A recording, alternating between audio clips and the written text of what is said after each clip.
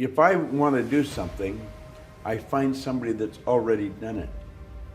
And then I do exactly what they tell me. It's a simple rule to follow.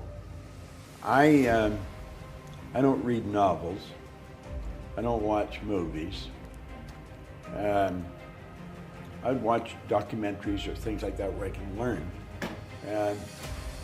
I'm only interested in studying something that can cause me to become more of what I'm capable of being. See, I think we're all hardwired to do something really special with our life. And that's all I want to do. I'm really good at what I do. I could walk by a person in the hall and like that, I could tell them exactly what they're like. I could read their energy like a book. Everything goes on the inside, shows on the outside. See, we're gifted with faculties of the mind that the average person knows nothing about. You have intuition, the will, reason, imagination, perception, memory. That's what separates us from all the rest of forms of life. We go through school and never learn anything about it. Like you'll hear people say they have a bad memory. There's no such thing as a bad memory. Everybody has a perfect memory. It's just weak. They've never developed it. Our imagination. Your imagination is the most magnificent. Hill said it's the most marvelous, miraculous, inconceivably powerful force the world's ever known. I can use my imagination to project myself into the future and bring the future into the present and start living there.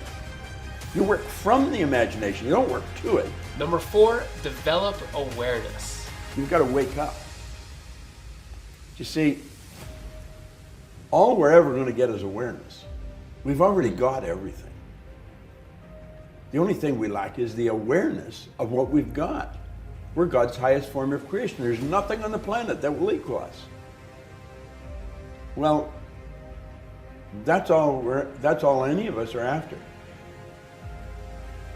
Most people that are teaching don't know what they're teaching. 80% of the people that teach have never done what they're teaching. So true. Oh, You know. it's there's very few people understand this. Very few. Really understand it. I've been in it. I think probably I'm in the business longer than anybody's been in the business that's still living. I think Jim Rohn came in Wonderful guy. almost a year ahead of me. You only met him once.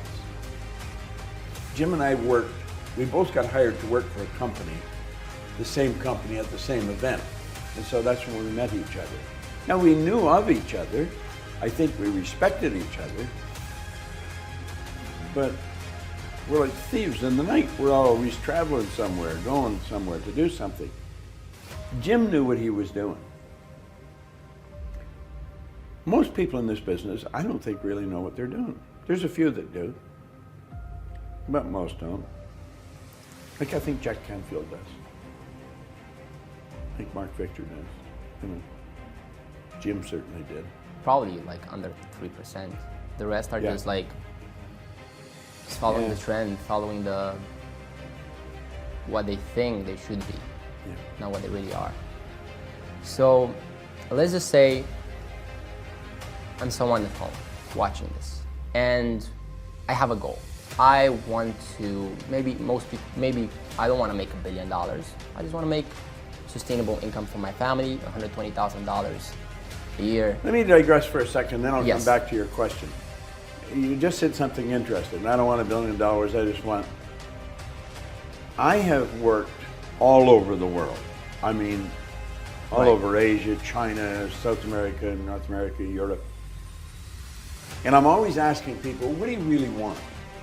And I have found most people don't want to be really wealthy. What they do want is they don't want to have any financial concerns. If they want to buy a new suit, they can go and get one. If they want to take a trip, they can take the trip. If they want a new car, they can get the new car. They don't want to just run out and spend or buy. They don't want to have any financial concerns. 2, they want to wake up in the morning excited about how they're going to spend their day. And the third, they want to mix with people who are upbeat and creatively productive. Those are the three things that people really want. So in answer to your question, if somebody's watching, what's the first thing they should do? Well, the first thing they should do is understand why we have goals. Not just to set a goal, because most people don't set goals right.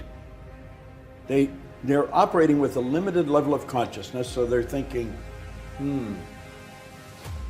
if I could get a little more money, and if I could get him to help me and her to help me and this happened, then I could do this.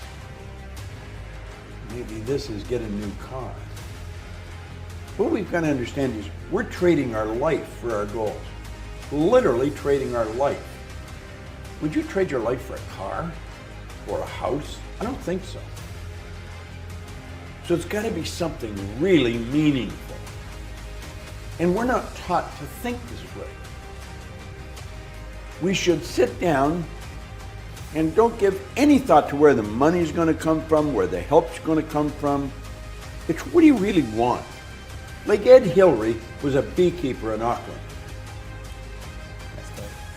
He wanted to climb Mount Everest. It had never been done. People died trying to do it.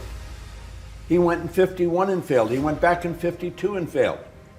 In 1953, he stood on top of the mountain with Tenzing Norgay. But he didn't know how to get there until after he had got there. Edison didn't know how to illuminate the world until after he had done it. The Wright brothers were bicycle mechanics in Dayton, Ohio. No one believed you could fly. They had been trying it for years. But they saw it. But they wanted to do it. They didn't know how, and they couldn't tell you until after they had done it. Now, the first flight only lasted 12 seconds. And the naysayer said, yeah, but they only were up there for 12 seconds. They said, we not only got up there, we kept the damn thing up there for 12 seconds.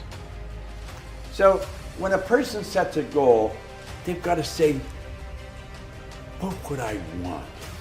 If I just let my mind just wander, use my imagination, how do I really want to live? That's what they should be doing. That's where it should start. And then don't listen to anyone that tells them they can't. Go to someone who has done something and ask them, what should I do? And then do exactly what the person tells them. Simple formula. It's not very difficult. If it had been difficult, I wouldn't have figured it out. Then what's stopping people? Ignorance. Ignorance. That's all the problems in the world come from ignorance. That's the purpose of life, to overcome ignorance, develop awareness. The only way to overcome ignorance is through knowledge. And the only way to get the knowledge is to study. Most people, they finish school, close the book, say, that's over, I'm never going to open another book as long as I live.